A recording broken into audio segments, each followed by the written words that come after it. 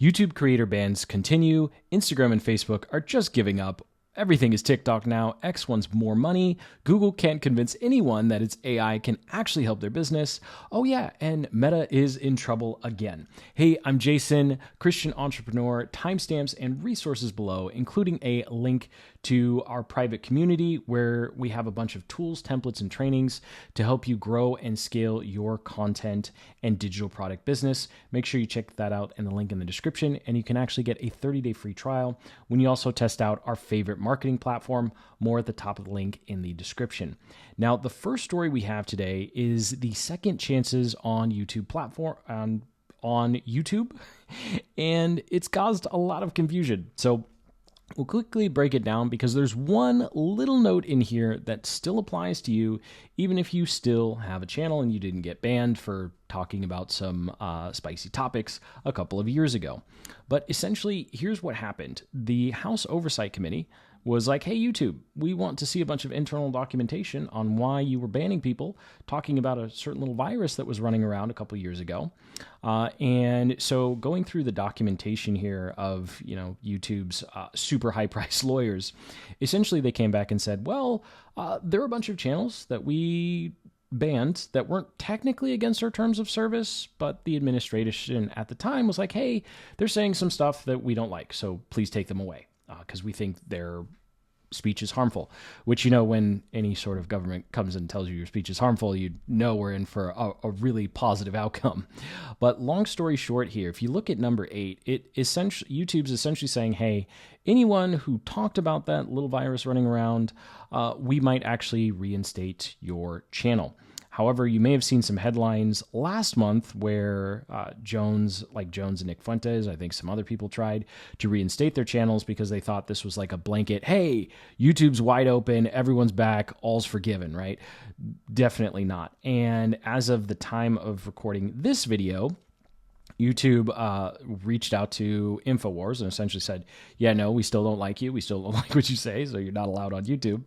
And then I actually went and tried to see if Grok could find anyone who had been reinstated. And all of the current reinstatements of people getting banned or hacked or whatever have nothing to do with this program. So we're still waiting to see if anyone actually gets their channel back. But just for fun, before we move on to the key here that's really important to us as current creators, I thought I'd ask Grok, hey, who's been banned, right? Just for anything. And so we've got like 3 channels on the left here, 2 in the center, and then more than we can count on the right. So I guess we're clear on what type of speech YouTube does or does not like. But speaking of speech, even if you are super in line with the terms of service and you're going with all the community guidelines, even in here on the update, it says whether the creators on or off platform activity harmed or may continue to harm the YouTube community. And this is what happened with some of the other people who are confused as to why they lost their channels. YouTube actually looks at what you say on other platforms. So just because, let's say you jump over to X or Rumble and you say some stuff that's not okay for YouTube, according to YouTube's terms of service, they can still take down your channel. Not because you did it on YouTube, but just because you did it at all. So just keep that in mind. I know most of our businesses, we don't really have to deal with that, and things are getting a little better in terms of how much we can just express our basic opinions. But you do want to keep that in mind, that YouTube is looking at other platforms, not just what you say on YouTube. Now, speaking of what you say on YouTube, live streaming got a super cool update this week, but I definitely don't think you should use it. So essentially, if you're live streaming and you're using the YouTube members function, you can now have that public live stream go into a private one automatically. So if you're trying to get more members to sign up to subscribe and pay for your premium YouTube, whatever membership you set up through YouTube, then I think this is a great way. 2 months ago on one of our other channels, we did like a live stream series. We had some pretty good engagement.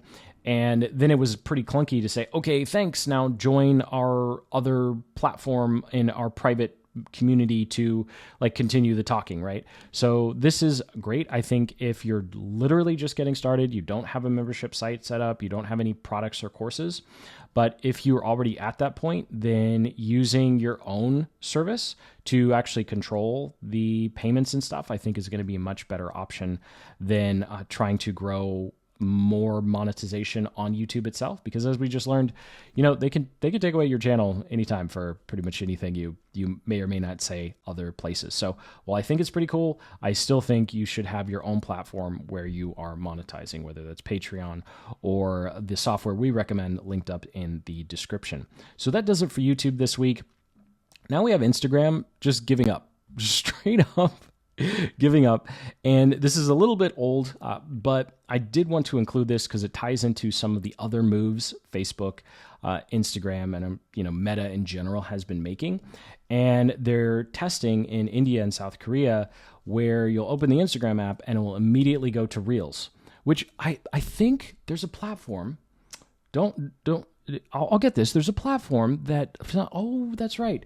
TikTok does that. So essentially Instagram is giving up on its feed and just experimenting, becoming TikTok.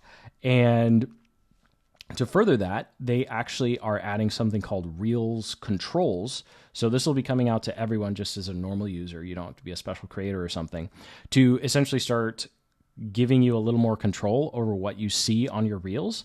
And I think this is just preparing Instagram to complete the full and completely unashamed copying of TikTok. Just they haven't figured out the algorithm yet, so I think that's why they're giving us a little control. But if you're creating content for this platform, I think this is really cool because you could actually start to see how Instagram views certain topics. And as you can see with this demo, you can actually click on the different topics and then see the type of videos that show up, which means you can start to better understand how Instagram is categorizing content, and that can help you create more content around the way they view the topics.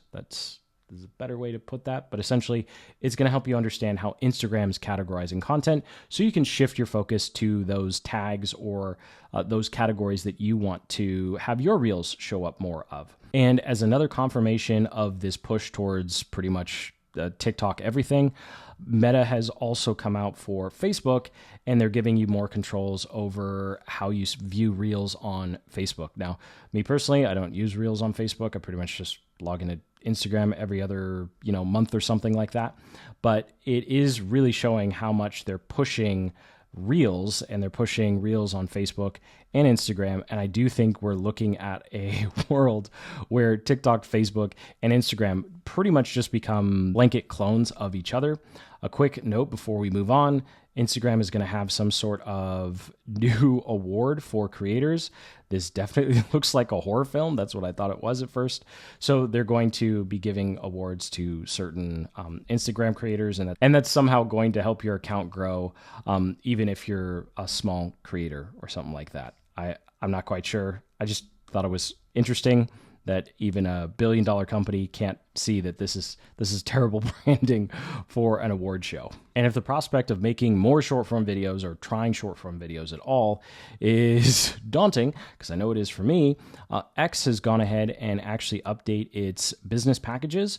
And this really doesn't apply to us, but I just wanted to point this out because I know there's a lot of confusion around it. So X actually has two different tiers of pricing options.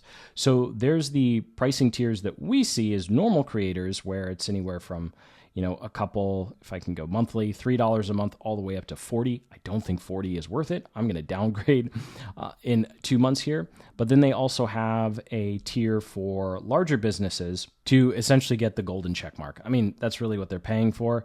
You can get some ad credit if you're a big business, but mostly businesses are just paying for that check mark because I think X is still trying to recoup all that ad revenue they have lost. But I just want to show that if you do see that golden check mark, it's because the business is paying like a couple $1,000 a year.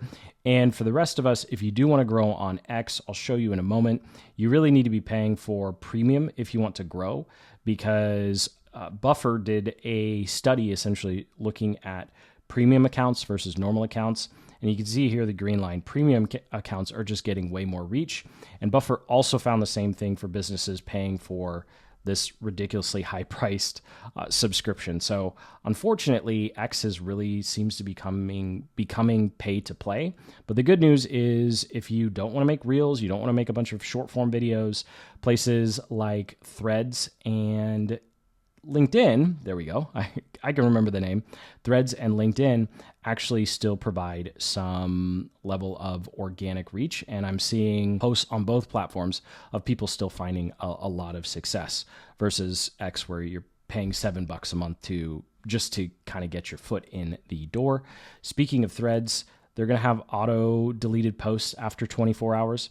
According to Social Media Today, if we scroll all the way to the bottom, they essentially think like people just want to be able to post their opinion on something and then have it deleted before they get a flood of comments disagreeing with them, which, welcome to the internet. But this is all just part of Threads trying to be the safest space version possible of X, where they want the same type of posts and content engagement, but they just don't want any of the conflict that happens over on X. Now, before we get into how Meta is in trouble again and how it spells bad news for us as creators and small business owners, I find this is really interesting. So Google is going to be, quote unquote, donating $5 million to google.org to help 40K US businesses be better with AI, which I found really fascinating because if you take a step back, you're like, wait a second, Google has figured out how to turn their marketing budget into a donation and tax write-off.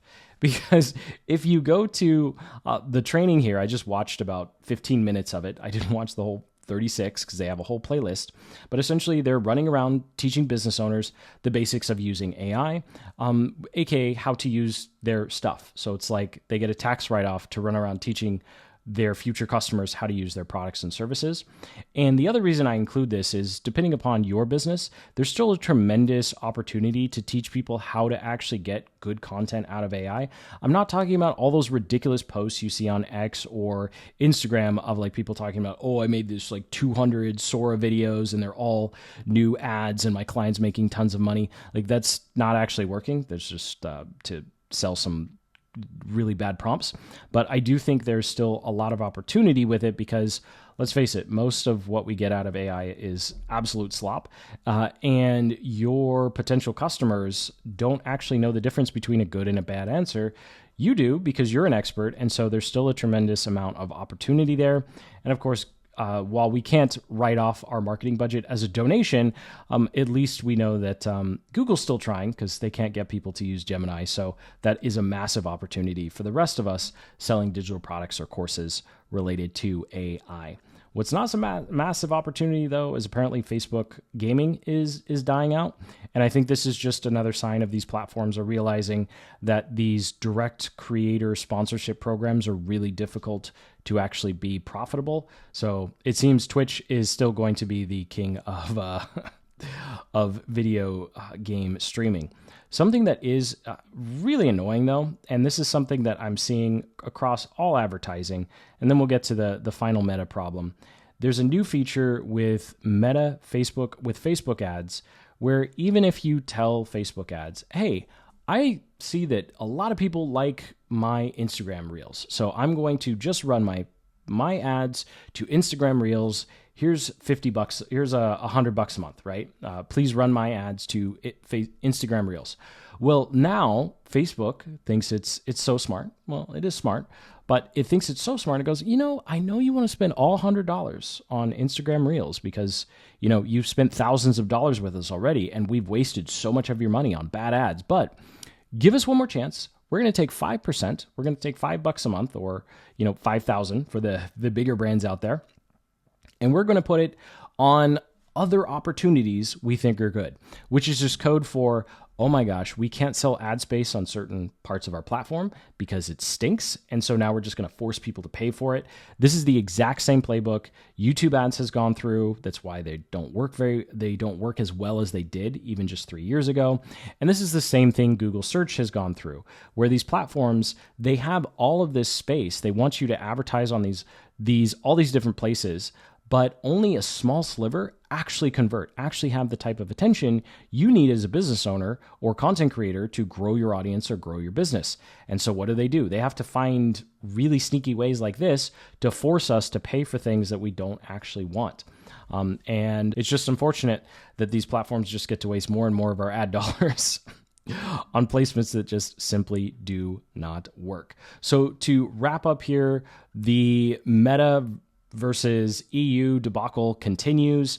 And this EU Digital Services Act, I swear, like every other week, there's some new part of this document where the EU comes back and says, hey, Google, Amazon, Meta, or whoever else is getting caught in this X, you have to change this or you have to change that.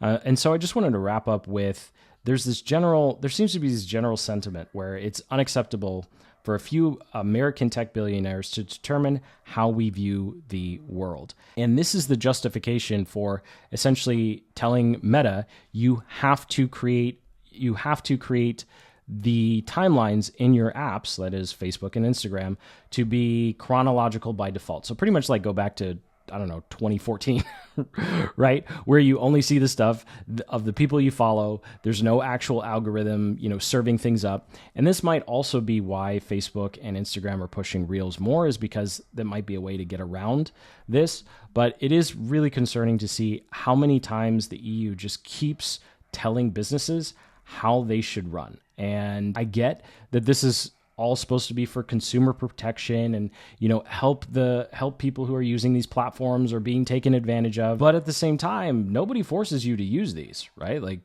if you don't like it, you can go build something else. There's plenty of alternatives. And so I just look at this as something that we necessarily can't change. I'm an American citizen, so I can't necessarily change it. But when I do see legislation like this in my own country, I'm definitely going to be one of the first people to tell you this is definitely something we should vote against, because the more freedom and control these platforms have over each other, the more freedom and control we have over choosing whether or not to use them at all. Means more freedom and control for another company to come up and give the features that people actually want, because at the end of the day, a lot of these changes, nobody really cares. It's just about control. So thank you so much for watching. Sincerely hope you got some value out of this video. You enjoyed this rapid fire update. I was trying to go fast, but I'm looking at my recording time. I'm still a little slow, and I like to expand on the stories more, but please do comment below with what kind of stories or updates would actually be helpful to you. Super excited to have this show on its own channel and really focused on delivering you the updates you actually need to continue your content creation and growing your business. So until the next, keep building the business you love.